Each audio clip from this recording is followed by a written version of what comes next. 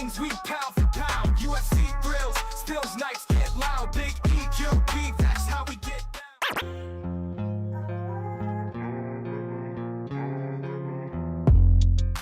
Yo, what's up, everybody? Welcome back to another episode of the GRP. Back at it on a Sunday, back-to-back episodes, because, well, we had the watch party yesterday morning, that is. Hey, what's going on, 78 Northwest? Welcome back. Appreciate you. Antoine, welcome in. What's going on? Thanks for that, 78 Northwest. Yeah, watch party yesterday. Early. It was super early, but it was all good, man. It was fun. The main card was thankfully way better than those prelim fights were. I know there was a few stoppages in the prelims, but we got 4 out of 6 finishes out of the main card. So yeah, that was awesome. And the way that those finishes went down too were good. So that made for a good one. And I was happy about that. My day was all right. Just I kind of had my prep done yesterday, really. I did a couple extra things this morning, but I kind of just was a lazy bum for the most of the day yesterday. I got a little bit of sleep after I got off of the stream, and I fell back to sleep for about an hour or two, and then I just I was just kind of a bum for the rest of the day. Kind of chilled out. I needed that. Just hanging out on the couch next to the wife and with the dogs, and just hanging out and relaxing. Needed that little bit of downtime, unwinding, not having to do anything specifically. And yeah, I got it. And I wound up taking a second nap throughout the day. So just catching up on my sleep and just resting. So that was good. And then today we had a little event we had to go to earlier today, and other than that, it's been a pretty decent day. So Braves, the best team in the MLB right now. Hell yeah. Now, I don't get too excited. I mean, that's great news and all, but I like to make sure that I don't get too excited until we get to, the playoffs and stuff. It's great if they have a great season. I'm happy about that. It's always a good thing. But I just keep it easy and take it easy with it and not get too excited because yeah, I just don't want to get ahead of myself. You know what I'm saying? So, my daughter's birthday. Oh, that was, yeah, we went out to a couple bars and had some drinks and had dinner. We went to a pickleball place, which sounds weird, but you literally just get a pickleball court and then you're just sitting there having drinks and food.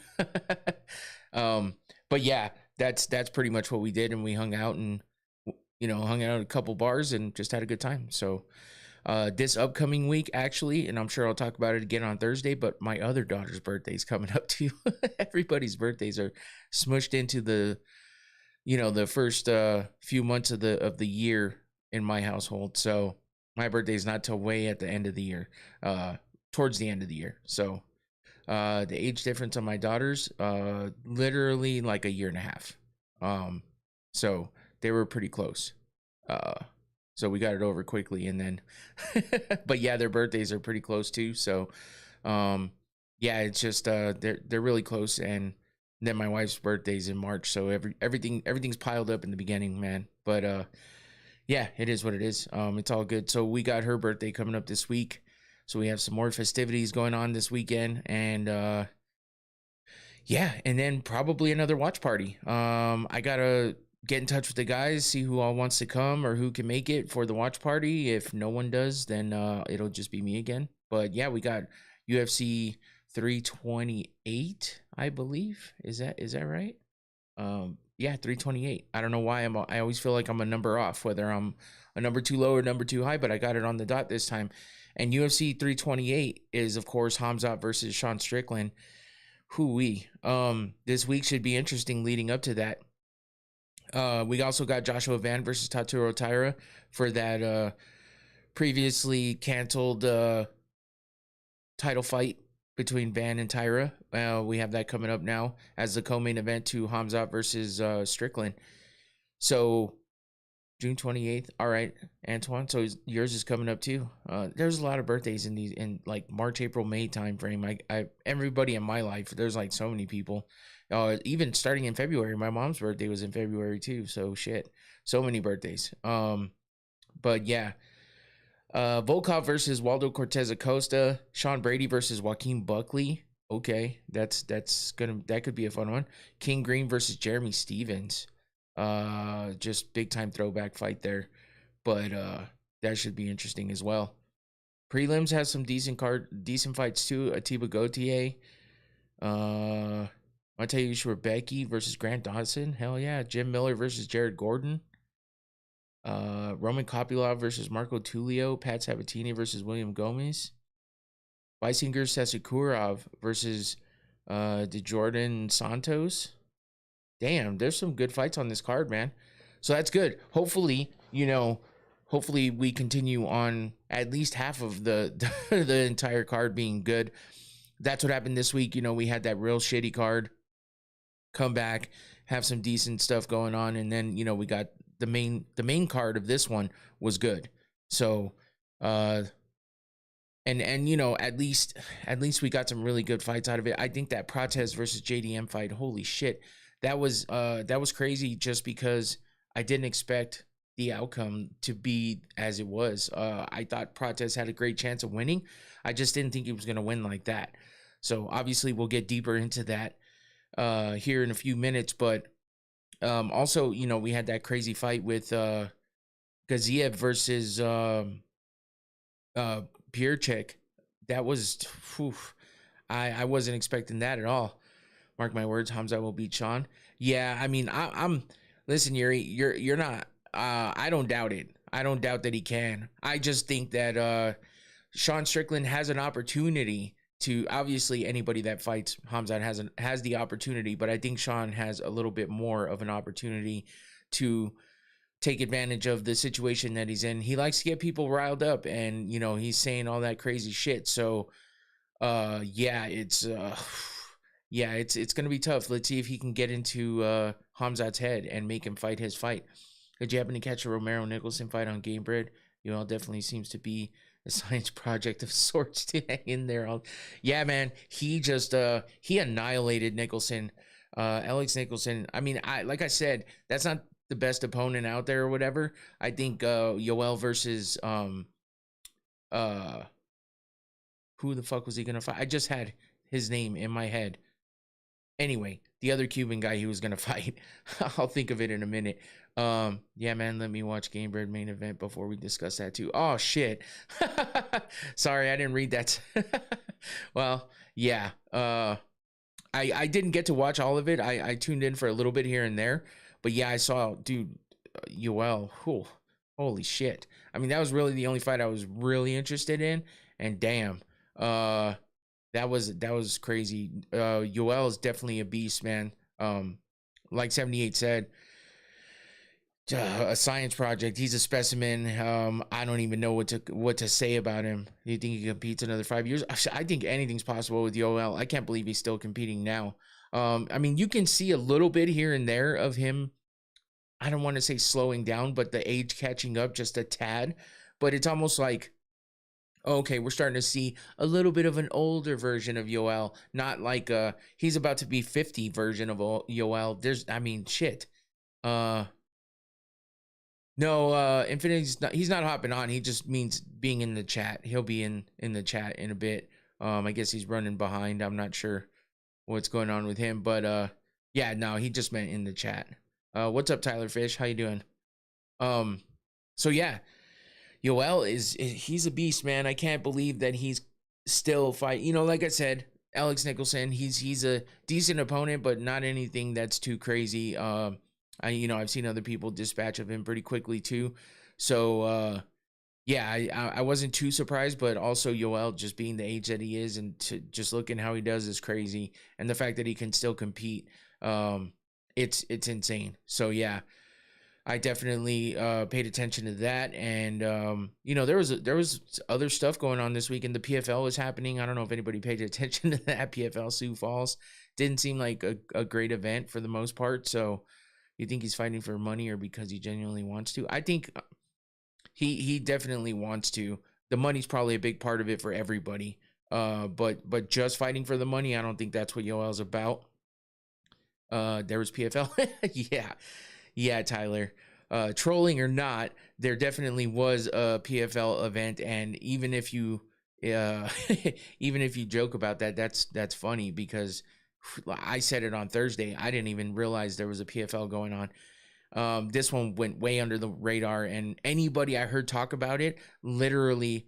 Yeah, I kind of figured, Tyler, but I just, you know, you like to be sarcastic sometimes. So I was just covering my bases on all of it.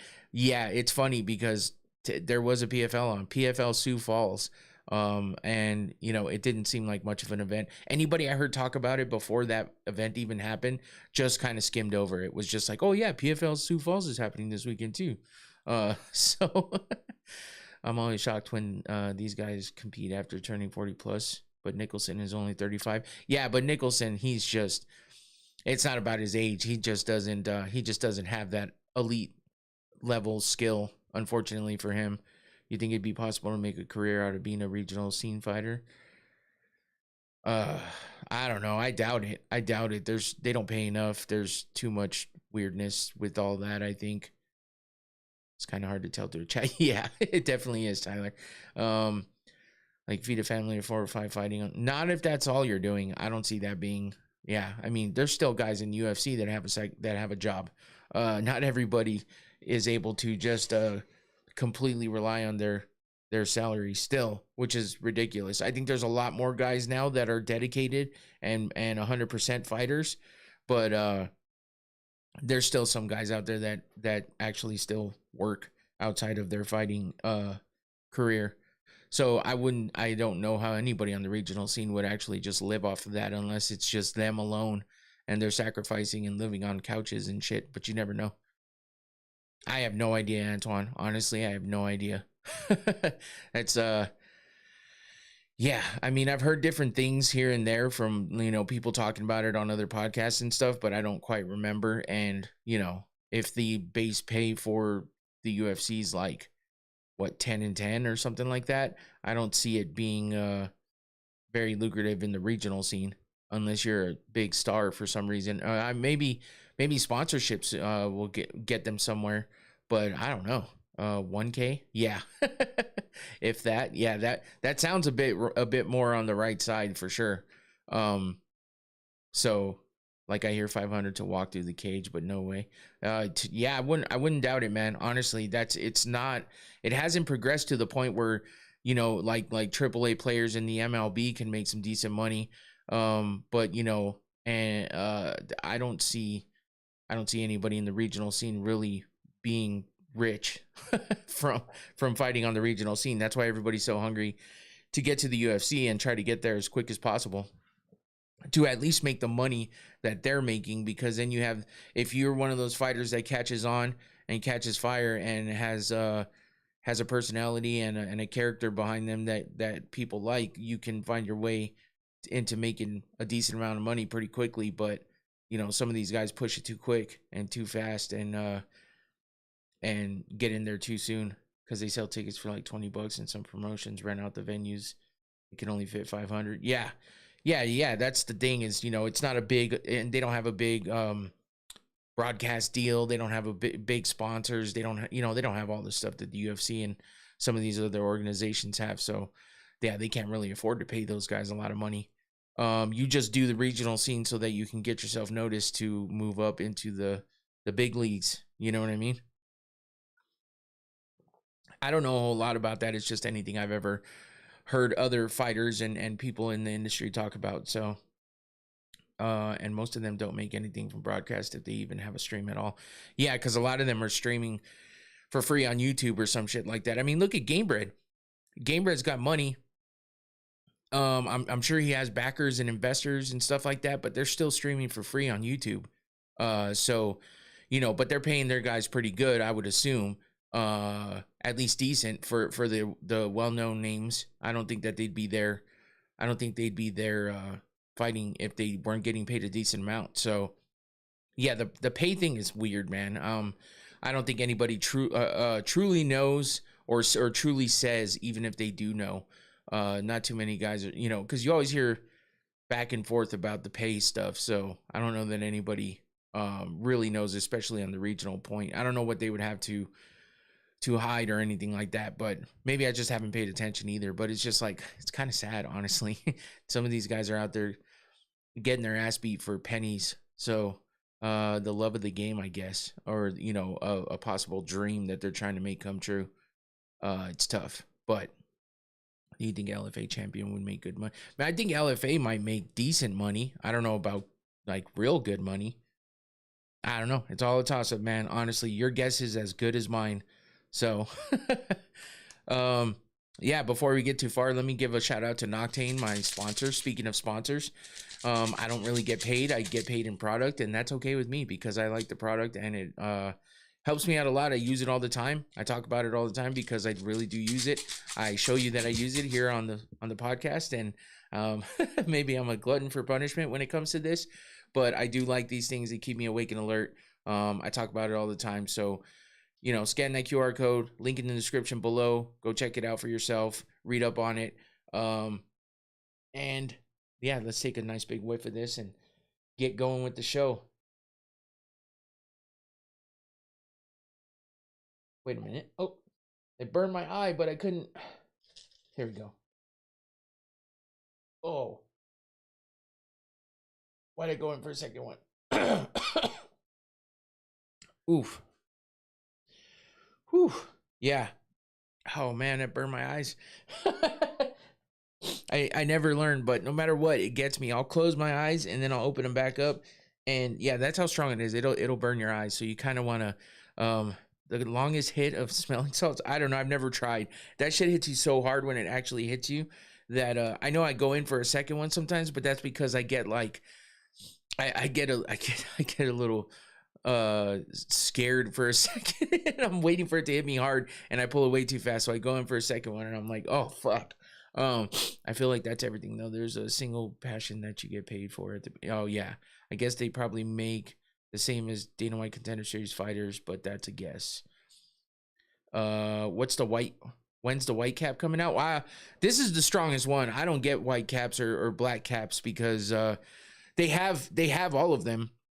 You can get any of those potencies through their website. I just always get the most potent one because I was already doing smelling salts before I even got the sponsorship. So I was already doing some really potent ones.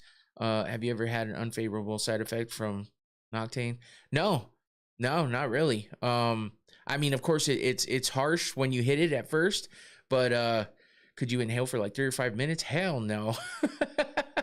Hell no. I thought white cap was stronger. Isn't that the oh shit, here we go, Tyler. See, this is why I wonder sometimes what you're saying. It is not the McGregor collab. It's actually the least potent bottle. Yeah, man, it's good for driving. I'll tell you that right now because I drive long distances for work. As you know, I go out of town sometimes for work. I got a long trip coming up to drive my daughter to her new home. And yeah, I'm carrying these because when you're feeling drowsy and groggy behind that wheel, sometimes you get out and you want to stretch out and stuff like that. But sometimes you're like, damn, I just kind of got out the car not too long ago and I'm killing time here. So take a big whiff of that. And I promise you, it's going to wake you the fuck up. So, and I mean, they're pretty affordable. It's like somewhere around $20 for the bottle. It'll last you months if you take care of it. And by taking care of it, I mean, just don't leave it out in the sun. Don't leave the cap open for long periods of time. And even when it starts to get a little less strong, you can add a little bit of water in there and it'll revive it. You just shake it around nicely and it'll last a little bit longer for you even. So just put some smelling salts in your cabin air filter before you leave. Yeah, I promise you, there's been times where I've opened that bottle and because it was a little bit warm, and then I shook it up and when you shake it up, that's kind of what gets the, like the everything moving around in there. So, and that's what makes it strong. So when you shake it up, yeah, and it's a little bit warm. I opened the cap and it almost like popped. It's like you could hear a little pff, and when it did that, all of a sudden my eyes started watering, and I didn't even have to take a whiff of it under my nose, because I could just smell it in the cabin of my work vehicle, and I was like, holy shit. And yeah, just I think if you do too much, you could probably pass the fuck out, because it's almost impossible to just keep it under your nose without such a harsh reaction. I've had some really bad ones where, the only bad thing that's happened is I hit it so hard it made my eyes water, and you feel a little dizzy for a second, because it just hits you like hard, but in a good way. So yeah, if you put it in the it'll come out the vents. Yeah, but yes, I have spilled it too. Yes, that's unfortunate, because then my bottle was kind of ass after that. Did you ever rip the bong like that? I did rip the bong back in the day, too hard at multiple times too. So yeah, it kind of reminds me of that when I do it, because you get that lightheaded feeling. You're like, damn, and then it's gonna hit you like crazy in a minute or two. Well, this actually goes away after a minute, but you're awake because you had that quick burst of adrenaline.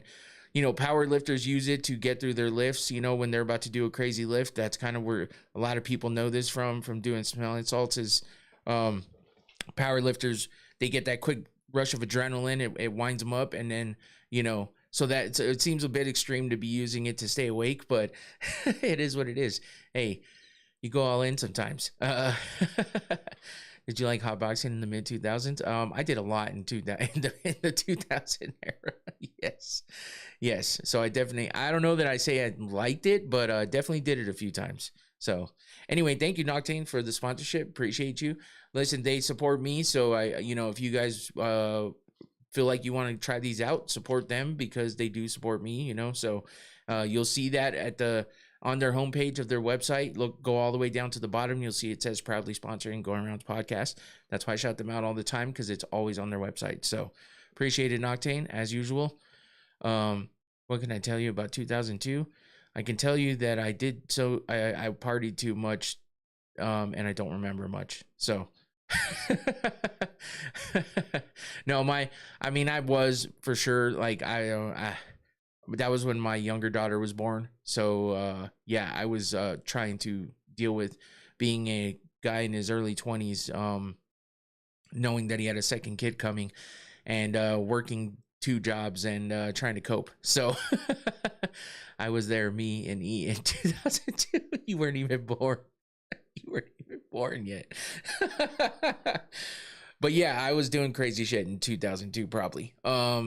So yeah, I did a lot of crazy stuff, which is why I'm a lot more calm now, which is good. But I just sit here and sip a drink like a gentleman and hit the smelling salts and have a good time. I was liquid too, so it was easy for me to get in at parties.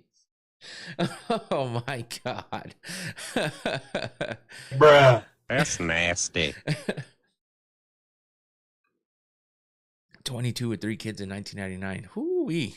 Yeah, I know that feeling, man. 2 kids in the early 2000s, working 2 jobs and busting my ass. Yeah, it was crazy, but I did what I had to do, and now I'm here. So, and my kids came up well. They're good people, and yeah, they got big things ahead of them. So I'm happy about that. So it makes me happy to know that I fucked up a lot back in my day, but yeah, I definitely came out on top. I mean, of course, I'm not super rich or rich at all, So, but I have to worry about bills and stuff like that too, which is why I don't do this all the time. I have a job and it's super demanding, but it makes the money that I live off of. So that's important. And, but I'm happy to have that. And I'm happy to have been at this job for so long and, just had the opportunities. Never thought it'd be where I am now, 100%. So,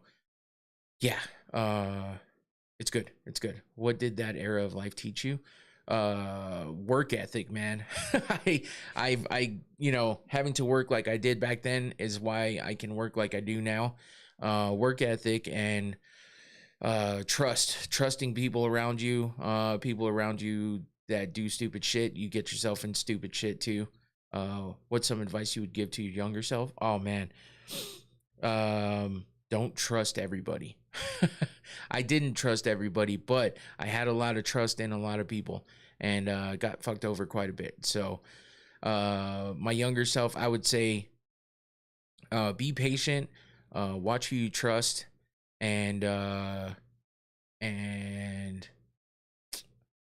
create healthy habits early, because I was just wilding out and not really not really paying attention to my health, not really paying attention to what I was doing to myself, doing all kinds of crazy shit and putting myself in danger with people I was around. So and as it hit 2003, 2004, what were the changes like in life? Ugh, nothing really. It didn't really change until maybe by 2004 I was trying to slow things down and getting out of working nights and weekends and stuff like that at the restaurant.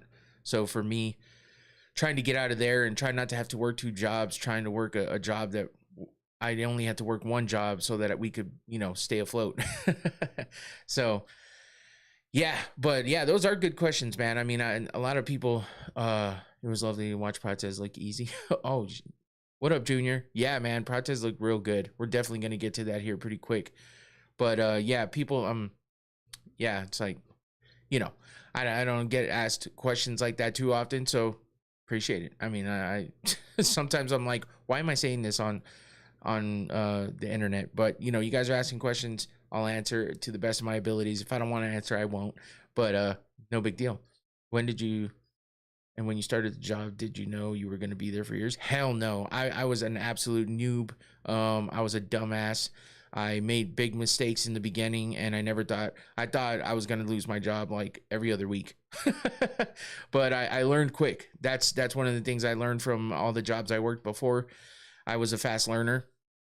So as soon as I started making mistakes that were big, I was like, I can't keep doing this. Like, I either need to lock in and pay attention and do something different than I'm used to, or I need to find something else to do. So yeah, so for me, just paying attention and caring, giving a shit about my work, because a lot of people hate their job, and I fully understand that. And I'm not saying I don't. Sometimes I do, but for me, paying attention and showing pride in your abilities and your work, even if, don't take it so seriously that you're the try hard, but take it seriously enough for people to understand that you're there for a job, you're there for business, and you're there to do what you're there to do and do it correctly and to the best of your abilities. Because if you take every job as seriously enough to do that, I feel like it shows something in you that other people don't show. And while someone else might call you a kiss ass or a brown noser, you don't have to be that in order to show pride in the work that you do. So sometimes you have to just suck it up, let everyone else think what they want about you, but you got to do what's best for you. And sometimes that's locking in, being as good as you can at what you do until the next opportunity arises. And sometimes being as good as you are at what you do is what gives you that next opportunity. So for me, that's something I did learn. That's probably the better answer to what Tyler asked. So yeah, I just got signed as an apprentice heavy diesel mechanic, so I'm learning a ton really fast. Yeah, man, that's no joke. That's no joke of a job. So to be as young as you are doing something like that is going to be what allows you to have a career that's going to be long lasting if you stick with it and you're good at it.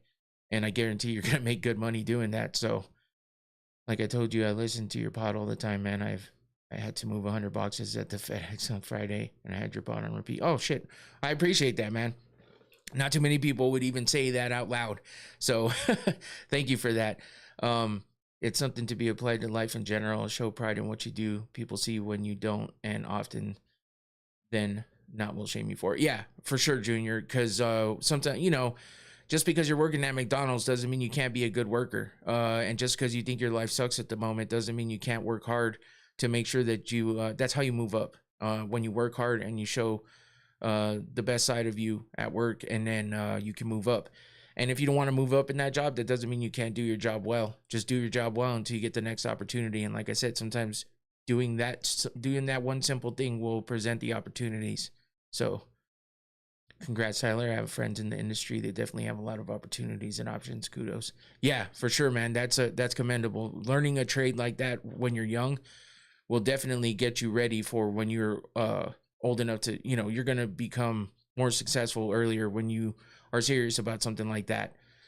And I believe me, I've seen it, and I wish that I would have become more serious about something earlier on in life. But it is what it is. Like I said, I'm lucky to be where I'm at, and I'm happy about it. So I truly think life is what you make it, man. Most famous people were born in awful conditions. 100%.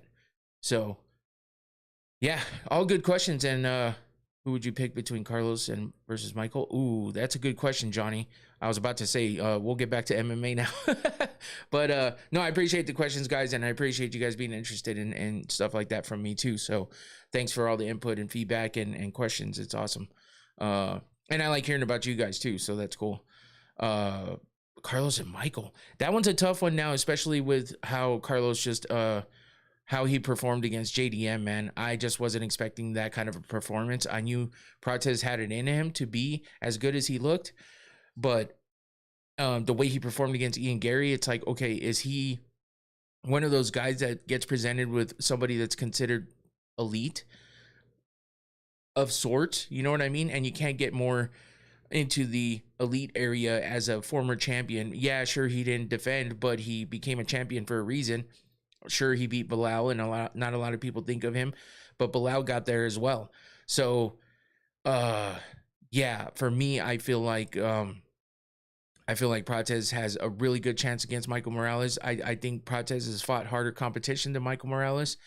So as Morales is his athleticism and his his strength and all of his abilities at the moment, are they enough to overcome what Carlos Prates has to throw at him with all of the experience he has and the skills that he has and how well he seems to be doing against higher level competition? I think Prates might have the edge there, but you can't put anything past Michael Morales at the moment. No problem, man. It won't be the last time we talk about this. I'm always thinking, yeah, no worries, Antoine. I mean, I don't get a lot of people in my life that talk that way either, so that's cool. Do you think Michael Jackson is the biggest music artist of all time? I think arguably he's in the top 3 at least, if not the best. And I understand why people would say no. I understand why people would say yes. I don't have a true answer for myself at the moment. I'd have to think about that a little harder. But there's a lot to weigh out there. And for me, I overanalyze things way too much. So I think he's definitely one of the biggest for sure. Personally, yes, because he's one of the few artists who had hits as a child and an adult. Like, he's one of the few artists you can listen to his adult voice. And that's a good point. The most famous celebrity of all time, like Being Real, who was bigger. No, that's true. People crying and passing out just because he's in their presence. I think there was something unique about him, obviously for various reasons, but he definitely held strong for a long time, and I think that has that shows from how good he was. And yeah, I think that having a long lasting career like he did, he might have gone through a lot of shit to get there, but he definitely had a long lasting career, and I think that says a lot for who he is and what he was. And I don't know too many people that would admit to saying that he was garbage or anything like that. Sure, they may not have liked him as a person for any allegations or whatever, but I do believe that most people think he's really one of the most talented people to ever live. The Beatles and Elvis Presley are number 2 and 3 behind MJ. Yeah, I mean, those are definitely all up there for sure. 99% of people couldn't handle being that famous. No, not at all. Which is why he was so weird and eccentric, not to mention what he had to go through as a child, and who knows what we don't know about his childhood too. So it's crazy, man. It's crazy. And yeah, I definitely need to watch that doc too, because I've heard people talk about it. And I definitely want to check it out. Celebrity upbringing, 90% of them had awful upbringings. Yeah. It brings the best out of some people, so it's kind of crazy. But yeah, anyway, let's get to what we're here to talk about, and let's get started with a little bit of boxing. Because I think I mentioned that there was some decent boxing matches going on over the weekend, and Inoue won again. Looked like he faced some adversity there for a little bit, but he definitely came out with the win, and he looked good while doing it.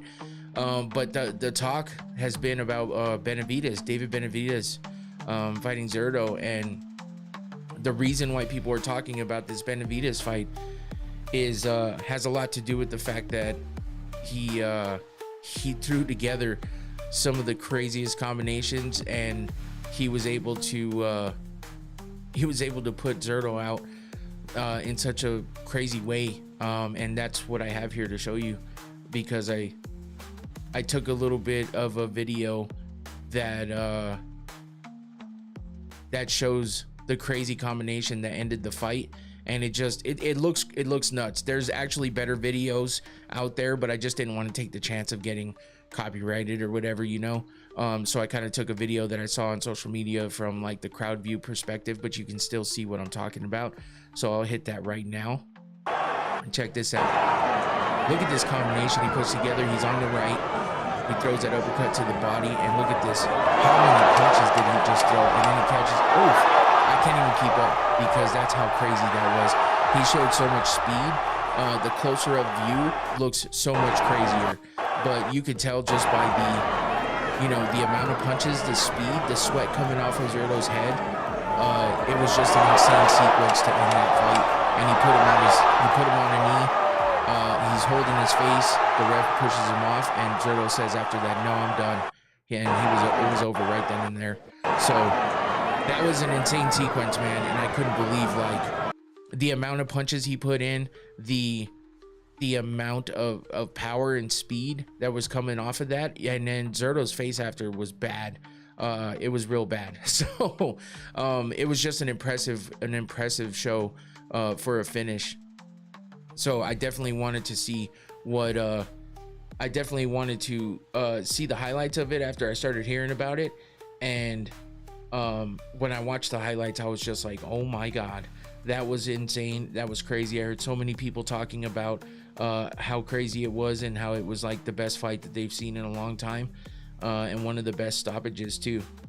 So yeah, that's really all I have to say about it. It was just when people declare Naoya one of the greatest boxers ever, how do you feel about that? I understand it.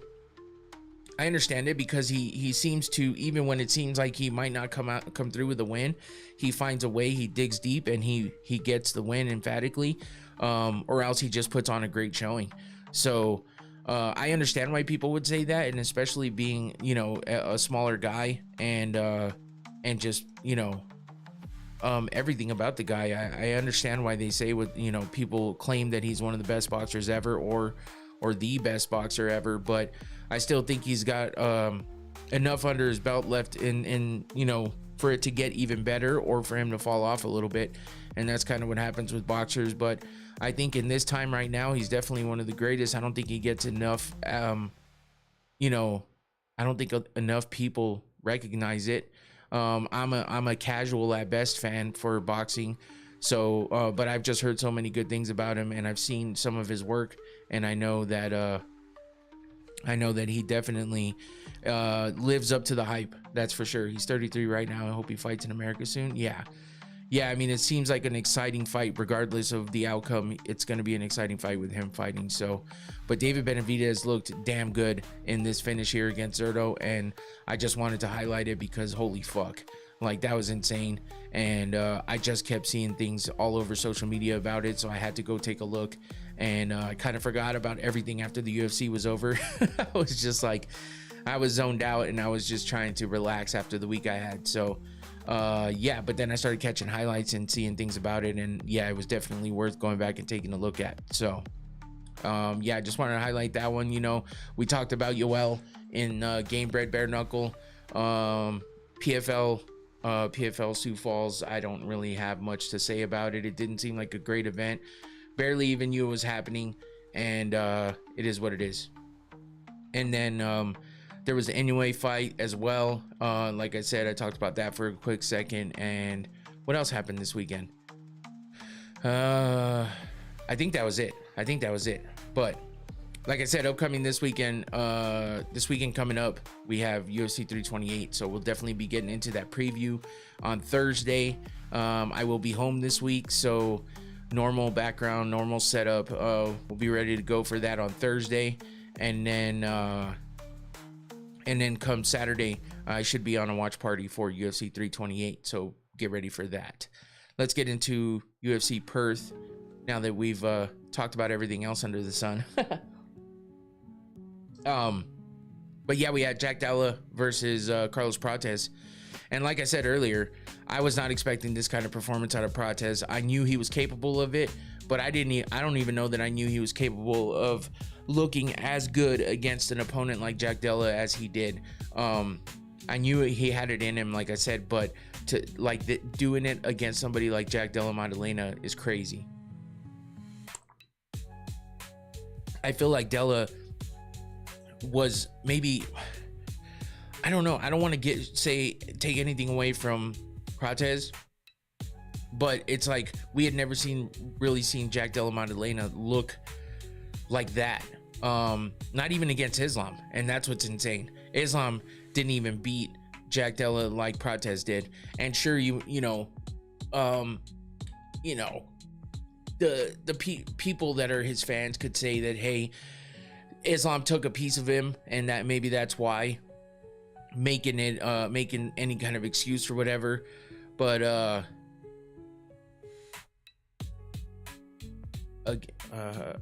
do we feel about the Bulgarian situation? A few months later, he hasn't posted anything.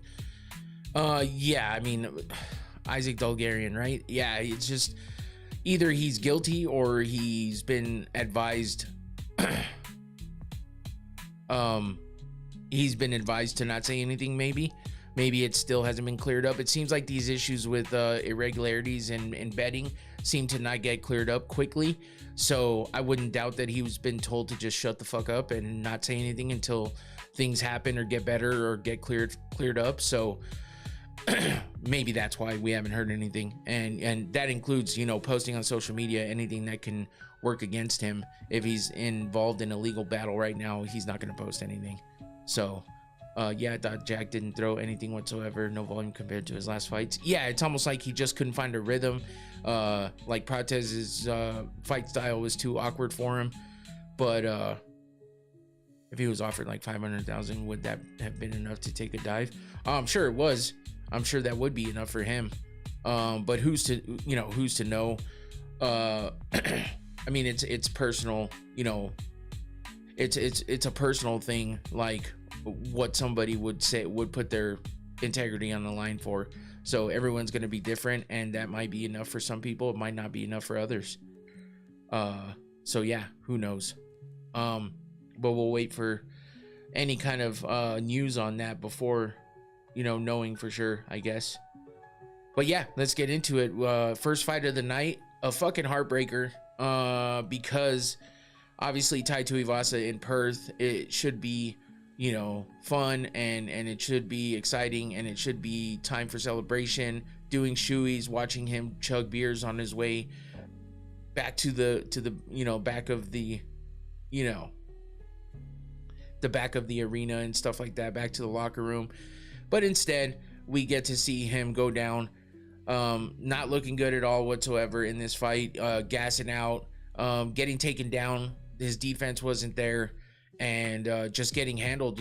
I wouldn't say that he got dominated with the positions and the control, and he just couldn't do anything. He couldn't get up. Even when he did get up, he'd get taken right back down, or he wouldn't do anything when he got up because he's too tired.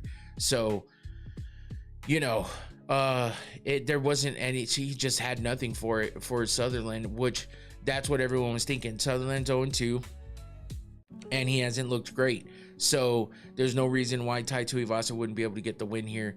And Sutherland did what he should have done, which was wrestle and grapple, because Tai is not good at it. And obviously the pictures we saw circulating of Tai Tuivasa with the jiu-jitsu tattoo on his back were obviously AI. And and he mentioned, oh, maybe you'll see me get a submission here. But he didn't. I mean, he tried. There was a couple times he had a guillotine in there or something of that sort, but yeah, nothing he could really do anything with. He never seemed to progress in the position to the point where he was able to do anything. So yeah, it was not the slugfest we hoped for. It was a one-sided wrestling match basically, and it was slow. Louis looked super athletic. Oof, that's a stretch, Antoine. I don't know about that. I think Tai just looked super unathletic and super slow, and I think Louis Sutherland would get beat easily by most of the heavyweights in the division as he has in the past. I just think Tai just got frustrated quickly by getting taken down and was not able to do anything with it, and then gassed trying to finally do something with it, and that's his kryptonite, and it's bad. Multiple takedowns by Louis Sutherland, dominating positions for long stretches of time, holding Tai on the ground, holding him up against the cage, just neutralizing anything Tuivasa could really do. You know, he couldn't throw the hands, he couldn't get anything off before getting taken down, and even when he was standing finally, Louis Sutherland was actually landing stuff himself. Tai's had to be 33. Does he get another chance? I don't know. 0-7, the age don't even matter at this point. 0-7 is what matters. Like, what the actual fuck? Get your fucking shit together, my God. My God. Like, what are we doing here? 0-7, and I felt bad because he said that, you know, he felt like, well, obviously he let everybody down, and he apologized and all this, and he says he's not done, but does he have a choice? You know what I mean? He might not have a choice when it comes to continuing to fight in the UFC, because 7 in a row is absolutely just atrocious. So yeah, 30-26 across the board for Louis Sutherland. Fucking Tuivasa didn't put up much of a fight at all. I mean, he still has some power in his hands, but if anybody shows up and grapples or wrestles of any sort, it's over with. There's no fight there for Tai. So if they give him another chance, they have to give him somebody that will not wrestle whatsoever. It's either that, or they give him another chance just to show how bad he is to justify them getting rid of him. Is he tied now with Tony Ferguson for losses? Let me look, because I think Tony had 8 or 9.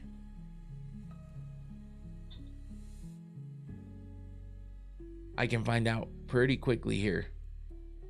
It's a shame he didn't try to get in shape, man. Just shows he's super lazy. I mean, yeah, it's like he's not known for being, you know, the biggest, the most well-trained. 1, 2, 3, 4, 5, 6, 7, 8. Tony Ferguson had 8 in a row before he left the UFC. So Tai's only one under that.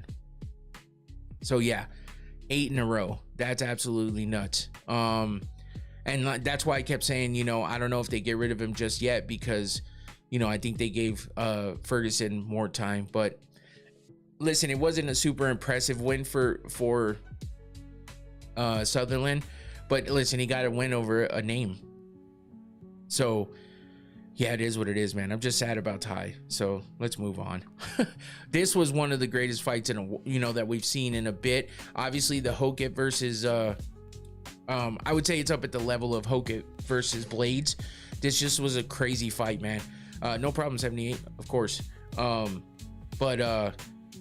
And actually, I was curious too, because I kept saying I think he's either tied or he's either tied or 1 under where Ferguson was. So yeah, I kind of wanted to know myself. But yeah, this was right up there with Hokit and Blades, man. Like, except I think these guys showed a little more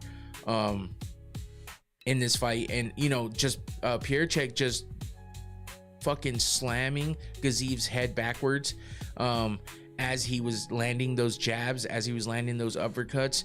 It was crazy, man. I was like, holy shit, this is a fucking crazy fight. It only lasted into 3 minutes and 44 seconds of the second round, where Pierchek got that KO with the right hook, as you see in that top picture but you know, he landed a lot of shots on Gaziv. Gaziv held in there, man. He was looking durable, but I mean, his head was getting snapped back so hard, it was crazy. And he just got beat up, man. He got beat up, and there was not a whole lot he could do. He landed some shots of his own as well in there, but I mean, it was a heavyweight brawl early on. Both guys swinging. The cardio just held in there long enough for them to keep going. And you know, the defense wasn't really there. They were kind of just both throwing offense.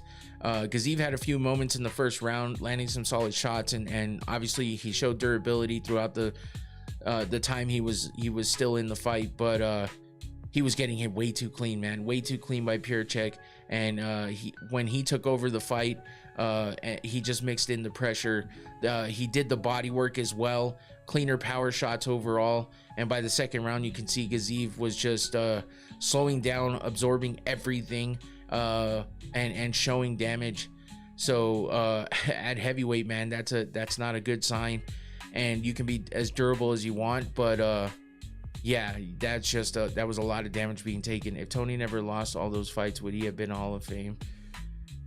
Being 26-3 in an yeah, I think he would have been. Tony had something about him, but yeah, after losing all those fights, I don't know how they put him in the Hall of Fame. But yeah, had he not got the injuries and the Khabib fights being canceled so many times, that was just unfortunate, and it was both of their faults at certain points in time. So yeah, it's just an unfortunate situation he got stuck in, and I think that's what caused his demise, really. He had some good showings after that and whatnot, but he could never really recover from all that craziness.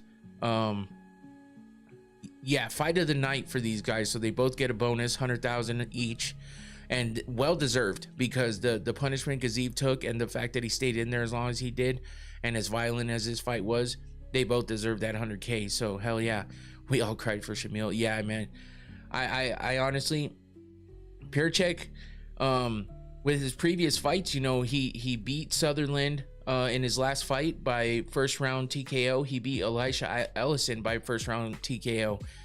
So, you know, he got a performance of the night bonus in his first fight in the UFC, and now he's got 3 finishes in the UFC. He's 3-0 with two bonuses, and only one of those fights having gotten out of the first round, but it was this fight that he got out of the first round, and he just looked damn good. So Pircek is somebody to look out for, man.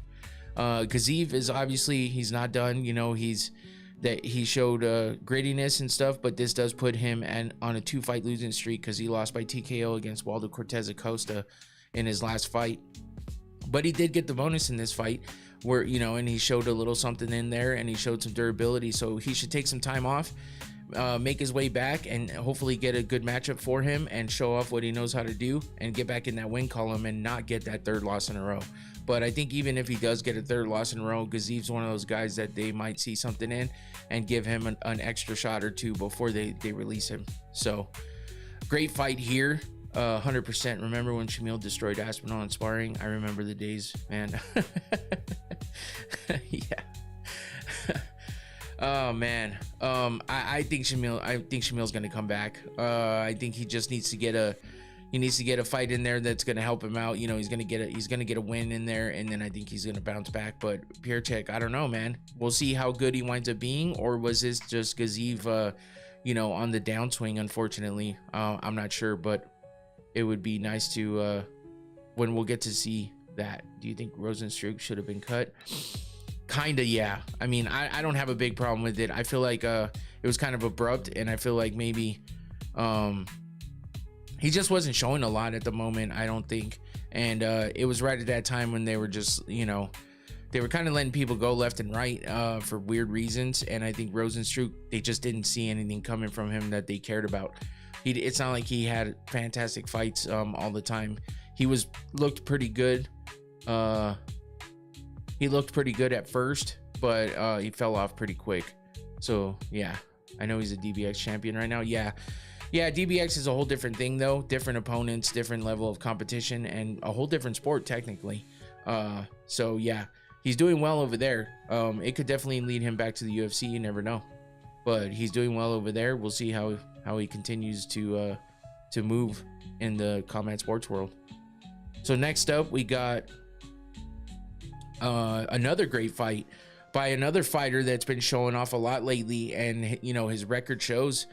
We got Marwan Rahiki versus the guy making his UFC debut, and Ollie Schmid, late replacement, I believe, for Rahiki, because Rahiki was supposed to fight Jack Jenkins, and then Jenkins got injured. So Ollie Schmid comes in making his UFC debut, late notice, and gets finished in the first round.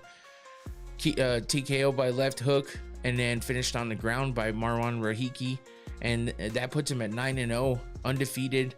Came in at 8-0. He's now 2-0 in the UFC. He's got 3 wins in a row, all by stoppage, all by TKO. And actually, if you count outside of the UFC, besides the Contender Series, it's 4 wins in a row by TKO. And one of those was a title fight outside of the UFC. So he won his Contender Series by TKO in the second round, won his last fight in the UFC by TKO in the second round, where he got a fight of the night bonus and broke Harry Hardwick's jaw. And then he comes in against Ollie Schmid, Rahiki 7-0 coming, or 8-0 coming in, moves to 9-0 as he gets another TKO win in the first round against Schmid. Yeah, I mean, as the amount of notice that Schmid got is more than the amount of time he spent in the cage, because it was a very quick Hardwick so buns. True, but we'll see how he comes back after the broken jaw. Michael Jackson is for sure biggest of all time. Yeah, I find it hard to argue that, Christian. I mean, I definitely think he's one of, if not the. So yeah, I definitely wouldn't argue with anybody that said that. Rahiki stayed composed. I'm reading my notes here. What else? I mean, what else can you really say? He, landing clean shots on Schmid. Rahiki just seems to have this like natural ability to stay calm and really be as precise as he can be. He's not throwing anything that's too sloppy. And he seems to be getting it done quick. So we'll see what happens when he gets taken into the deeper rounds, because that's a whole different story when it comes down to it in the UFC against this type of opposition. But he looks like he's a legit rising prospect at the moment. He's calm, he's precise, and obviously he's dangerous. Schmid was, thrown into the deep end quickly with that short notice fight, and it's a welcome to the UFC type of fight for him. And so he didn't even get a full round in there. So I will say that he's definitely going to get another shot, especially for stepping in on short notice, and we'll see what he does with it, if he can turn things around. Whether y'all hate him or not, but Bad Bunny is definitely going to be up there. Not much for like the actual art of his music, but popularity, bro, is played everywhere in the world, and every show is sold out. Yeah, you can't argue that fact. And yeah, I know a lot of people hate Bad Bunny. I actually enjoy some of his music. I understand why some people don't. If you just say you don't because you don't understand it, well, you shouldn't listen to it at all, so you shouldn't have an opinion. Shut the fuck up. I can say I don't understand something at all, but I can enjoy the music. And yeah, people need to just fucking chill out and just go somewhere else. Go listen to whatever the fuck you like to listen to. If you don't like it. But you can't deny how big of an artist Bad Bunny is. It's not like he's my favorite or anything, but I like a few of his songs, and it doesn't bother me at all. So you think they give Ollie a good fight though, or try to get him out? I don't know that there's any reason to get him out. I think they'll just give him somebody that that they think matches up well with him, and see what he does with it. Because jumping in on a late notice and getting finished like this against a guy who's looked pretty impressive already means you basically did them a favor, and you let him be the highlight. Not let him in the way that he allowed it to happen. I just mean his performance allowed Rahiki to look even better than he did before, continue on the streak that he's been on of finishes and looking good, and making the fight exciting. And Schmid just happened to be a consequence of that. So when it comes down to it, I think they'll give him another fight and see how he does, and maybe they'll give him one more even if he loses, and just let him get through the 3 and then call it a day if he can't get the win. So we'll see. everyone listens to different things, so of course you're not gonna like everything. Yeah, of course. I hear the UFC wants Ty to break Tony Ferguson's record. No, man, I don't want to see that. He's already in bad company right now, being even close to Tony Ferguson. I was at Publix a few weeks ago, and a cop told me he didn't like the Super Bowl halftime show because the NFL is an American league. And I was like, damn, crazy. Some people think. Now, I'm not surprised. A lot of people think that way. Listen, here's what I do. I do what I feel like other people should do, which is, I don't like what they're saying, I ignore them and walk away from it. And I'm not gonna fucking sit there and argue with them, because if they're ignorant enough to think that way, you ain't gonna change their mind, because they're too ignorant. They're stuck in their ways, and very few of them will listen to you. Get in the cage with Ty and let him know we need Tony to keep his record. It'll be like that Spider-Man movie if me and Ty get in the cage, you know. We'll just be like, what? You what the fuck? I'm just kidding. Yes, it is the old fashioned. Yes, when I'm home, I'm definitely drinking these for sure. But yeah, Rahiki look good, man. Is it like a cranberry old fashioned? No. No, it's literally just whiskey. It's a vanilla liqueur. It's drink responsibly. It's called liqueur 43. So it's just a mixer liqueur that you put in stuff. It's 1 shot of that, 2 shots of whiskey, some agave, not syrup, but just like liquid agave. That's my bit of a sweetener. Most people put simple syrup or cubes of sugar or just teaspoons of sugar. I do agave just to keep it a little bit better, and I like the taste better anyway.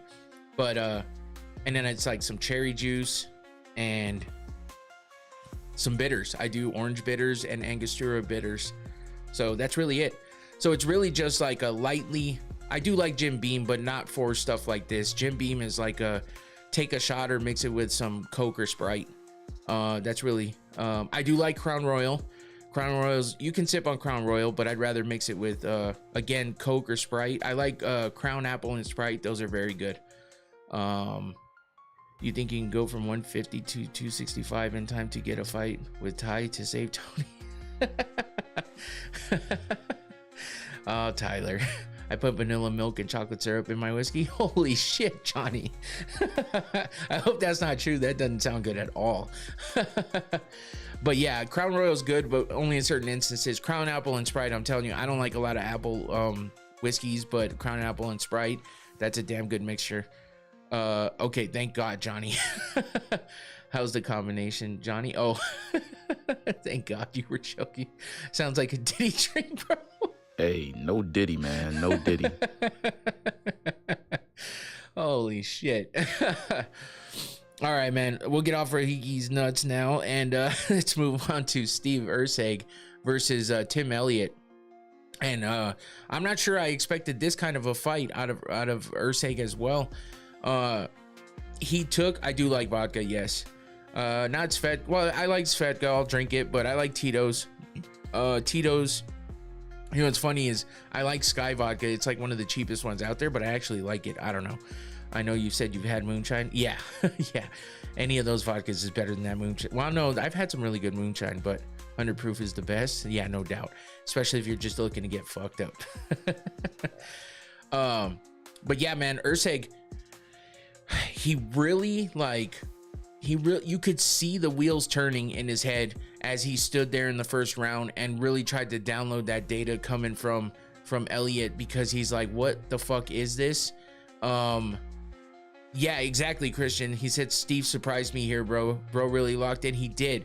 You could see it, man. You could see it happening in his head. You could see him tracking Tim Elliott's movements. It was fucking strange. It was like watching a robot just download that data and decide all of a sudden, hey, listen, I just figured something out.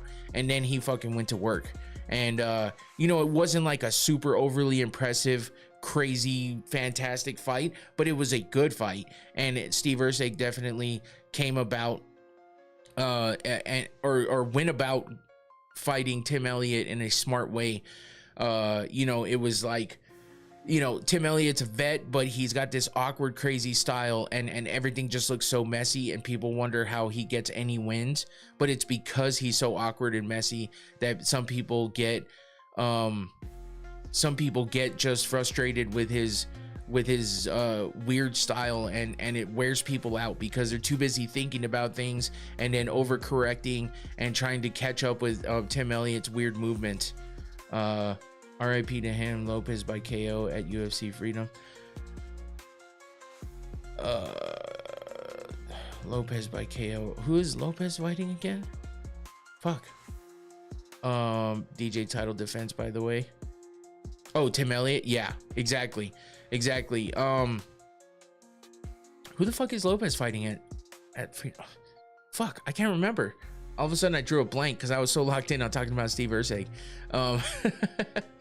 Anyway, I'm sure you'll answer me in Steve. Oh, Steve. That's right, dude. Oh man. Listen, I want Steve Garcia. I want Steve Garcia to win. I like Steve Garcia a lot. I really do. I think he's underrated as fuck. Sorry, I had a full on not the name Steve. Yeah, I totally forgot. I don't know why I forgot about that, but yeah, I would love to see Steve Garcia get the win. Unfortunately, Diego seems to win against everybody except for like super high level guys. I feel like Steve's underrated though, and I think he has an opportunity to make a statement at the White House. That would be awesome. Not the same Steve. Yeah, I know. Yeah, so anyway, back to Ursig though. Him and Tim Elliott, you know, Elliott's just so awkward, man, and I felt like he was doing well in the beginning, but like I said, once Ursig decided he knew what was going on and how to figure it out, Ursig, you know, he kind of stole the first round with the takedown at the end, and then he just kind of settled in and really shifted the fight in his direction. Started picking Elliott apart, as you can see here, landing good punches to the chin, kicks to the head, knocking out his mouthpiece there at one point. And yeah, I mean, he stayed composed. He defended well when Elliott was on the offense, and you know, he added takedowns in, and you know, even avoided a submission attempt at one point in time. So, you know, Ursig by the third round, he was basically in full control and took the third round easily and pretty much just you know, figured out Elliott and picked him apart after that. So Ursig he looked good. It was a good fight for him. I think it was good experience. He didn't get, you know, kind of sucked into Tim Elliott's like chaotic, you know, fight style. And I think, you know, Tim Elliott is still dangerous and you know, obviously unpredictable at times, but I think some people will be able to catch on to his style. So the sharper guys, the more elite guys are really not going to get beat by him. So we'll see how much longer he has in his career. As far as what Antoine said, how much longer do you think Tim has performing at this level? I don't know. I feel like he's not going to make a run anytime ever again, probably, because like I said, the higher level guys are going to catch on to what he's doing and be able to break it down. I don't think he's very powerful with his punches, so but he always finds a way to win, and I just think that kind of stuff runs out after a while.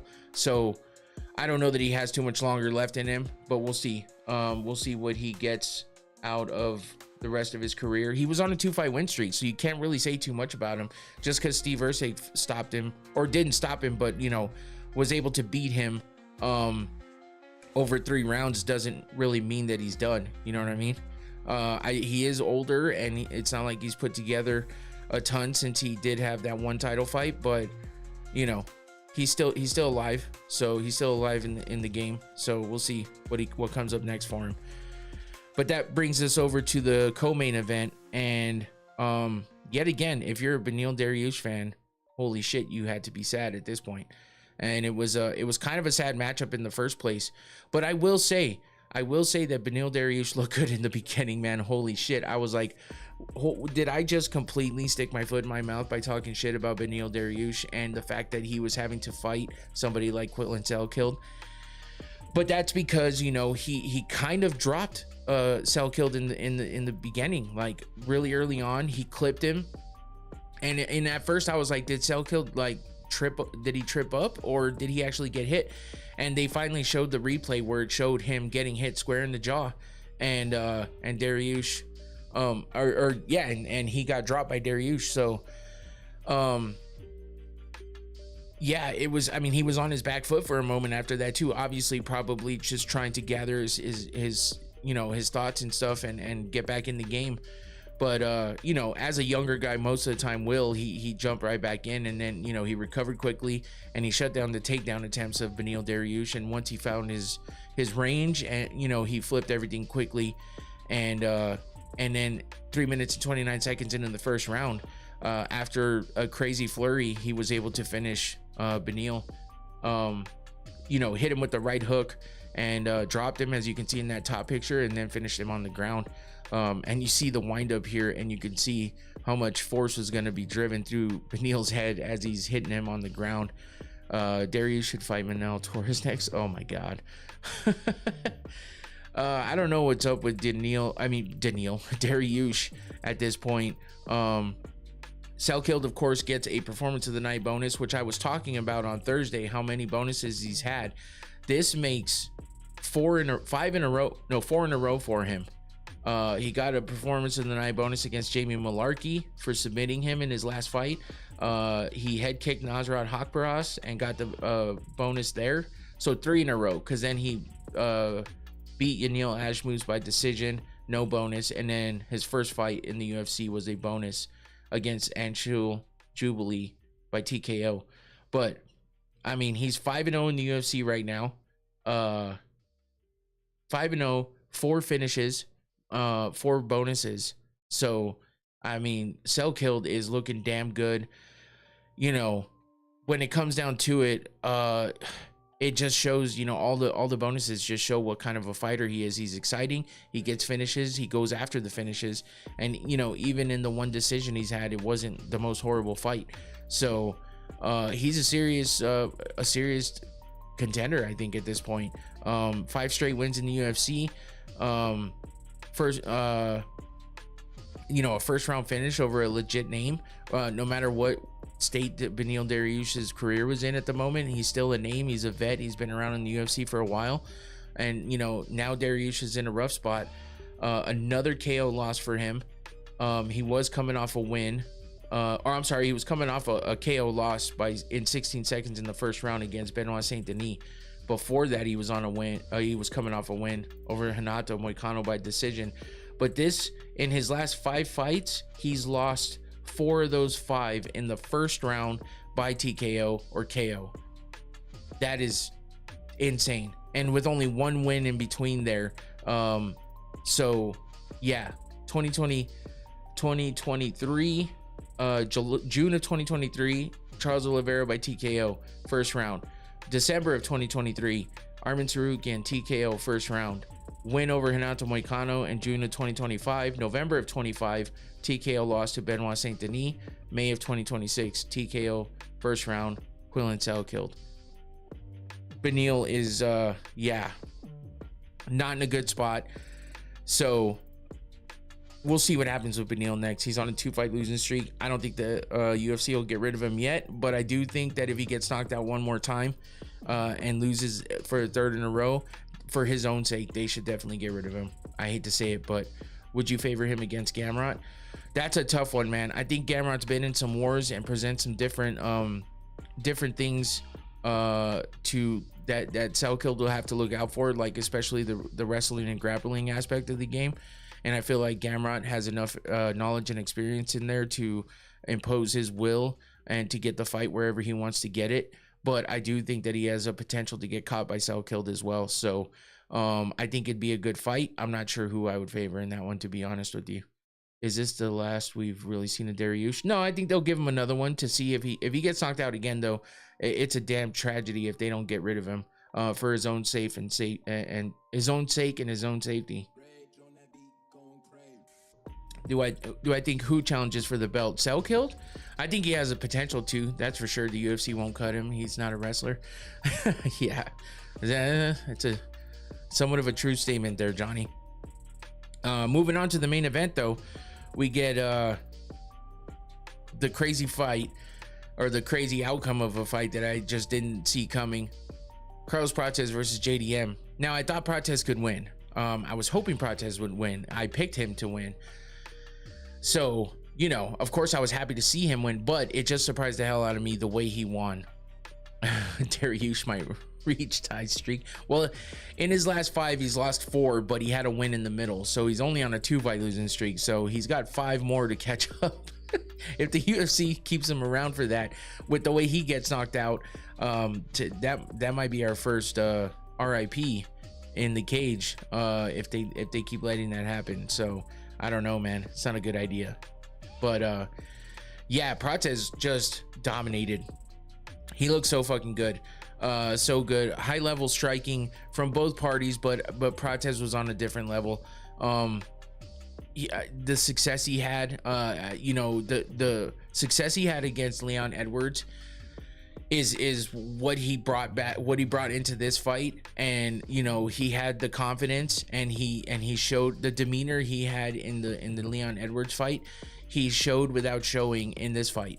You know, just the kind of not worried about shit. But he knew that JDM was way more dangerous, and he knew that he had to be careful with it. But he still kind of showed the same demeanor in this fight, where he, as soon as he figured out what he was doing, which was fairly quickly, he was able to just lock in and really find a rhythm that worked for him, and just did not allow JDM to do a whole lot. Carlos Muay Thai and kickboxing was a bad matchup for JDM boxing only style.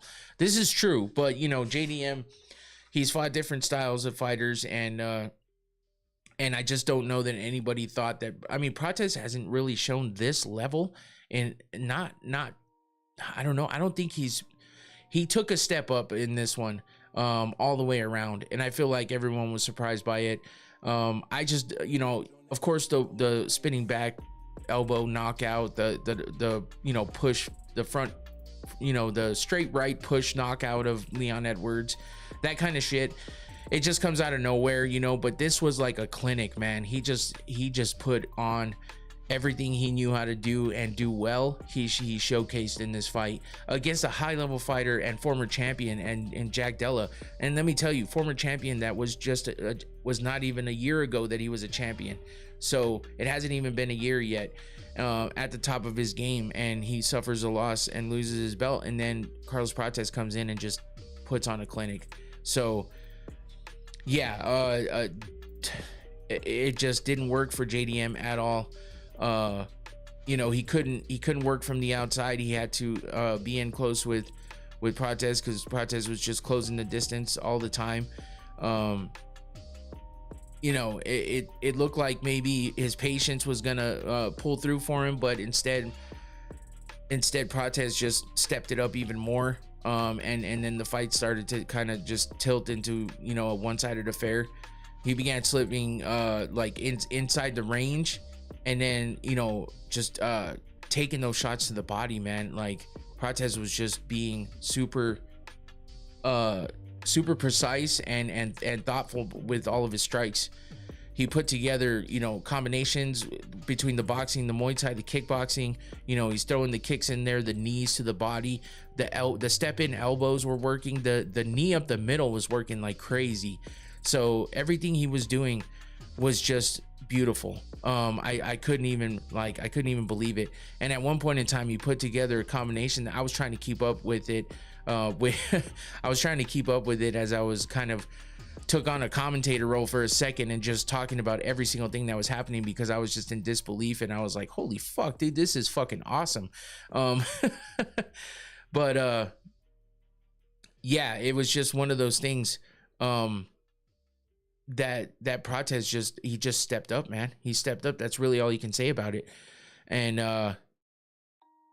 yeah, he hurt him and was able to finish it. And he kicked the legs out from JDM a couple times, and then that last time was the last time JDM was on his feet, because as soon as he kicked the legs out from under him, he approached him, he battered those legs a little more. You could hear JDM grunting and basically saying "ow" as he's getting hit in the legs after being knocked down to the ground with those crazy calf kicks. And you could hear the thuds from Prates landing those kicks, and I was just like, damn, man, that's crazy. Jack just didn't throw it all, man. It's crazy because Ian pieced him for 5 rounds off the couch, finally able to chill after a long oh there you go, Antoine. Yeah, you're right. I mean, Smoke weed every day. I do think, I mean, Ian's just on another level. Like, it just kind of shows what kind of a level Ian Gary's on. Even if you doubt him, JDM is just maybe it was just a bad night for him. I don't know. Maybe he's lacking confidence, but it looked like he was ready to go. He went after Prates in the beginning as they approached the center of the cage, before the fight even started. But yeah, Prates does have that weird power, Tyler, for sure. But I think his technique is really what does it for him. His technique and his ability to find openings and land, the precision, and the precision beats power all the time, you know what I mean? So and I think it generates a type of power that someone that doesn't understand where it's coming from gets hit by it, and it's kind of over. I think Prates beats Gary in a rematch. If he fights like he did against JDM, I think he has a damn good chance of beating Ian Gary in a rematch. Ian got amazing footwork and it's taller than the other welterweights. That's the one thing though, yeah, for sure. I mean, Prates looked super big against JDM, which is crazy because I've always thought that JDM's a pretty decent sized dude, but Prates looked so big on him, man. But yeah, Ian Gary's definitely taller. He's tall, lanky, and he does have really good footwork, that's for sure. And he's smart with what he does, and he's precise too. So that's why I think this would be a way better fight between Prates and Gary if they matched up again. So if Ian Gary's next for Makhachev and he wins, holy fuck, will this be a lead up to a great fight between him and Prates. The rematch. Gary now has the title, beat one of the best ever, and if he doesn't have to fight Makhachev right away, I think that a fight between him and Prates is almost better than a rematch, depending on how the match goes, you know what I mean? But we'll see what happens. We still don't know exactly what's happening with Makhachev at the moment. So like, he almost submitted Shavkat in the 5th round. Oh yeah, Ian Gary did. Yep. Yeah, for sure. Is Morales fighting anyone? I don't know at this point, man. I don't know, because the things are getting weird in the welterweight division. So I think we need to get this title fight announced, and then we might be able to figure something out. So yeah. So that wraps it up for the main card. Let's look at the prelims real quick before we wrap it up. Yeah, I think welterweight's definitely going to be a crazy from this point out for the rest of the year. 6'1", and Morales is 6 foot. Morales is 6 foot. I thought Morales was at least 6'1", if not 6'2". But then again, he did fight Sean Brady last, and Sean Brady's short as shit, so that might have been why he looked so big. But yeah, let me get to my notes here. We'll start with Cody Steele versus Dom Marfan. That's what I was trying to say. What the fuck? Dom Marfan. As you can see, Fan did not have a good night. Cody Steele wasted no time at all, and was able to hold on, fuck, what's happening here? There we go. And yeah, it took 3 minutes and 56 seconds into the first round, but he jumped on Marfan quickly, and was able to kind of get him in some decent positions to find his way into a heel hook submission for a fast submission win in the first round. I mean, it was kind of like, damn, he just kind of ate him up, you know what I mean? He got the position quickly and was able to turn it into a win and get him out of there in the first round. So a decent first fight going into the prelims, but then of course, we get into a decision quickly after that with Jonathan Mikhailov versus Temba Garimbo. I'm pretty sure Ian beat Bilal. Shafkat is gone, bro. He's so cooked. Did you see the recent video of him? Oh yeah, where he's got chicken legs. That shit's fucking rough, bro. Like, that's sad, man. I actually hate to see that, just because of the shit that he's been through, and then the injuries, and just how fucking good he was. But you know what? Sometimes those guys, man, they will get to a point where they don't look good at all after some injuries and shit, and they run into a span of bad luck, but they bounce back. You know, those foreign guys will bounce back in a way that no one knows how, and whether it's because they're taking something to help them out or what, I don't know. I'm not sure that Shafkat's that type of dude, but I will say it seems like the guys, the foreign guys, tend to able to get past some crazy shit and come back, if not better, at least as good as they were before. So I'll be excited to see what happens with Shafkat, but I wouldn't be surprised from beef supplements. I wouldn't be surprised if he came in and just wasn't the same fighter with the way he looks. But you got to give people grace, man. They have to have time to recover, and you can't control that. You know, you can't control what everyone puts out there, and if he put it out there, then you can't control what people are going to think. And when it comes down to it, just because he looked in not great shape with the way his legs looked or whatever, doesn't mean he can't get back into the shape he was. So we'll give him some grace, and we'll let the time pass and see what happens and how he comes back, and if he comes back, you know what I'm saying? So anyway, Mikhailov versus Garimbo. Mikhailov gets a, you know, competitive split decision here. You know, they were both, you know, outputting at a decent rate. Garimbo had some moments with wrestling, but Mikhailov, you know, put out the volume, cleaner work, and got it done. It was a close fight, but Mikhailov looking sharper when it mattered, and landed the shots that made more of a difference than Garimbo, and just got the upper hand and wins a split decision for that fight in the welterweight division. Next up, we have Wes Schultz versus Ben Johnston. Like he won on the verge of a title. It's not even that. It's just he keeps re-injuring himself too. Yeah, that's the reason why, you know what I'm saying? Like, he's been through so much shit. Like, let the man get healed up, and then we'll judge him. You know what I'm saying? Like, well, everyone's gonna judge him anyway, and they're doing it already anyway. But I feel like let's just give him the grace of getting healthy. Until he gets healthy, then we'll just talk about what could have been until he fucking gets healthy again, if he ever does. Hoping and praying for the guy, man. I don't feel any, you know, I actually feel bad about the fact that we just don't know what could have ever been if he doesn't come back and pick up where he left off, you know what I mean? Did he deserve to have his ranking stripped due to inactivity even though he's hurt? I think one of those was a car accident, I'm not mistaken. No, I think his wife and child were in a car accident. I don't think he was involved in that.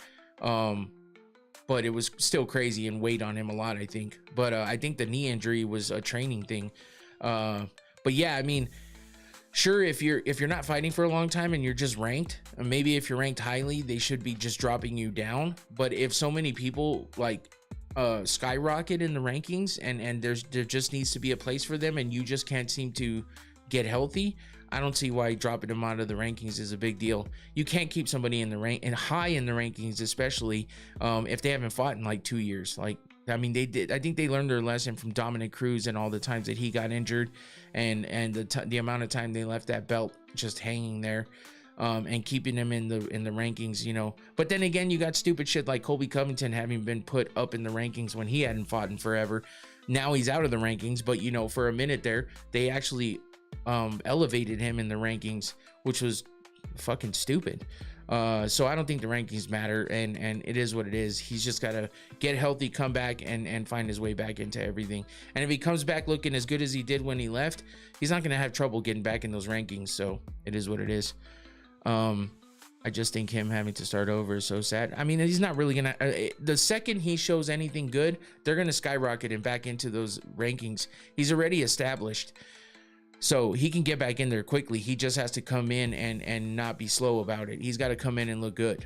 So that's why he needs to get fully healthy before he makes his way back, so he doesn't get injured again and he can put on the best performance possible. You know what I mean? So Johnston versus Schultz. Schultz pulls off a 3rd round guillotine submission here. That's after, you know, getting pushed most of the fight. Johnston put up a decent fight, but Schultz put in a gritty comeback and gets the late submission and gets a bonus for it as well. I think. Did he get a bonus? It doesn't say he got a bonus. Oh, he got the finish bonus. That's what it is. That's what it is. Yeah, he got the finishing bonus. I don't even know why I forgot about that. It's because I'm still on that thought of when you get a bonus, you don't get the finish bonus. So now I'm just I'm still stuck in that mode. I think but someone has to take the fight. I feel like I don't know if they can just rank him like that. No, I'm saying if he gets a fight and he wins emphatically and looks like the Shavkat of old, they'll throw his ass back up in those rankings. The rankings don't matter, bro. They don't fucking matter. They're made up by a bunch of dumbasses who don't know shit about the sport and fucking play around with the goddamn rankings all the time. Don't put too much into those rankings, man. Who gives a shit? Shavkat's better just worrying about getting fucking healthy. Get healthy, get your first fight back in the cage and win and look good. That's all you got to worry about. Fuck the rankings. Nobody gives a shit about those, because until you're healthy and you get in there and show and prove that you're still good for what you were good for before, that's all that matters, and everything else is going to come easy. The rankings don't even fucking matter, man. Honestly, I swear to God. That's why I don't pay that much attention to them, because it doesn't even fucking matter. It's been proven over and over again that the rankings are fucking bullshit. So, you know, it's ridiculous when you get a guy that's at rank number like 27 that they decide to put up there and fight for a title for no fucking reason. You know what I mean? That's when it becomes egregious. Other than that, though, like, the rankings don't even matter. Shavkat needs to get healthy and get a fight and get back in the cage and then go from there. He ain't worried about any of the rest of that shit. I promise you that. Especially with how long he's been out and the shit that he's had to deal with. You know what I'm saying? So, but that's just my opinion. I didn't mean to get all fucking passionate about it, but you know, we saw Patty beat number 8 Chandler and jump to number 5 when he fought Justin. Yeah, that's what I'm saying. You know, it's just they just manipulated how they want. It doesn't always make sense. So anyway, moving on. We got Colby Thickness. Colby. Why did I say Cody? Colby Thickness versus Vince Morales, and we get another finish here, or I'm sorry, we get another decision here. Even though it looks like Colby's about to get that submission there, but he still gets the win by unanimous decision. You know, he had cleaner striking and he kept his composure against a vet like Morales. Nothing crazy happened in this fight, just solid, you know, controlled performance from Thickness, and you know, keeps him in the win column. He's 9-1 now, puts it 2-1 in the UFC. He's on a 2-fight win streak now, with 2 unanimous decision wins though. So I feel like he's one of those guys that people kind of thought we're gonna see a bunch of finishes from, and we just haven't seen it yet. So I feel like he needs to get that next opponent and really lock in to focusing on a finish and start showing, you know, showing a little more than he has been. But I mean, regardless, he's getting the wins, so I got to give him that. But moving on, Jacob Malkoon versus Gerald Mearshart, GM3. Man, Mearshart is just yeah, he loses a lot, man. He loses a lot, so I'd be surprised to see him continue on for a lot longer. It was a grinding kind of fight. Mearshart missed weight by 4 pounds too, which is crazy. I'm surprised the fight went on, to be honest with you.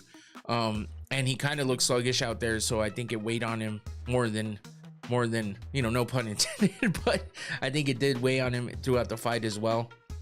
Malkoon just kept the control and consistency, and he made his way through all 3 rounds and is able to get the win by unanimous decision. You know, as we can see, he landed some good shots on Gerald Mearshart, And I think Mearshard's problem is if he can't get somebody down to the ground and work some good positioning, then he's not going to get, he's not too big on getting a win past that. I know he beat Mikhailo Zaechuk by TKO back in August of last year, but that's one of those fights where he just kind of found himself in that position and was able to get in on some good shots. But usually he's looking to get it to the ground and make his way in for a submission because he's a damn good submission artist. But here's the kicker. GM3 is now 1, 2, 3, 4 on a 5-fight losing streak. How long are they going to keep him around? I don't know. His last win was in 2024 against Edmund Shabazian, where he got a performance of the night bonus. He was on a 2-fight win streak with that one, also beating Brian Barberena by submission. What's up, Infinity? Thanks for jumping in anyway, man. I appreciate it. But before those 2 wins, he was on a 4-fight losing streak. So he goes on long losing streaks instead of long win streaks, and then gets a couple wins here and there, and that's what seems to save him. But now he's on his longest losing streak yet in the UFC, and I don't know, man. He's not looking great. He missed weight. Who knows if we see any more from him in the UFC? So that's a damn shame for Gerald Mearshart, but we'll have to wait and see. So yeah, moving on, we had one of the most exciting fights in the prelims, and that was Junior Tafa versus Kevin Christian. And I gotta tell you, Junior Tafa looked like he was cooked early on. I didn't think that he was gonna make it. Kevin Christian looked like he has the most subs in middleweight history. Yeah, I know, but dude, 5 losses in a row, and on this last one he missed weight too by that much. It's just not looking good for him. You think Gerald ever wins another fight? I don't know, man. I don't know. But yeah, Junior Tafa was not looking good at first. I felt like he wasn't looking great. I think Kevin Christian maybe got a little ahead of himself, and then Tafa did what the Tafa bros do, which is be a heavy hitter, get a first round KO, and he just he had the power show up at the right time. He found an opening, and he's able to knock down Christian and get a bunch of elbows, and he almost killed the guy. Tafa's just, I mean, when they're the ones in control, it's scary, but if they are not in control, then it's a damn shame. So that's just how it goes for the Tafa bros. So congrats to Junior Tafa for getting a win. I think that bounced him from a losing streak that he was on. Let me take a look real fast. Yeah, he was on a 2-fight losing streak by submission in both fights. Tuco Tucos and Billy Alencana. So now he finally gets back in the win column with a TKO over Kevin Christian. First round finish as well. So, and that brings us to the last fight of the prelims. Cam Rouston versus Robert Brycek. This was a fun fight too, man. Honestly, I feel like Rouston kind of dominated with his size and control and grappling. He kind of controlled things with the grappling, I should say, basically shutting down Brycek. I feel like, I say it was a fun fight in the way that I guess it really wasn't. Honestly, I was just trying to. I felt like I was a little bit like with this fight. No, I go back and forth because I kind of watched it a little bit distracted, and I never went back and watched it all. But I felt like it was just I had mixed feelings about it. Let's just say that because I felt like at first it felt like it was a decent fight, and then by the time I was getting ready to go live, I was just like, is this fight gonna be fucking over yet? Jesus Christ. So I guess it kind of went from feeling good to then just kind of going to nothing. But Cam Rouston's able to be effective enough to get the win over Robert Brycek by unanimous decision. I think Rouston's good. I think he has potential. It just this just wasn't a great showing for him. I mean, I would say he was dominant in ways, but it's against anybody that had a little bit better defense than Brycek, he wouldn't have looked as good as he did, if you want to say that. So he gets the win regardless. Cam Rouston is now 3-0 in the UFC. And his first 2 fights he won by TKO. So it just might have been one of those opponents that he just couldn't get out of there on the feet like he did his previous 2 opponents, and uses his grappling and stuff to take care of that. I mean, Brychek looked good against Tavares in his last fight, so I was thinking he'd put up a better fight, but Cam Rouston was just able to shut him down. So how do you feel about the current state of city kickboxing? It's a new generation for that, Jim. I feel like if everybody puts in the same amount of effort as they did with the old guard or the old guys that were in that team before, or still are kind of, if they bring them up like they brought them up, I think they have potential for sure. Those guys are always talented coming out of there. It's just a matter of how far can they go. So, and they're in a pressure situation where they're coming from a camp that has a lot of former champions and just super successful fighters. So they have a lot to live up to. So they get compared in those kind of ways. So it's a little bit tougher for them. But if they take a step up and they stand out, then that just makes them look even better, Anyway, that does it for the recap, and let's take a look at the Fight Wheel predictions and my predictions. Comparatively, I actually did better than the Fight Wheel predictions did. I had a winning record, obviously 4-2. We got Prates correctly, me and the Fight Wheel. I picked Cell Killed. The Fight Wheel picked Dariush. I was correct on that one. We both picked Urseg, so we both got that one. Rahiki, I picked Rahiki, and the Fight Wheel picked Schmid.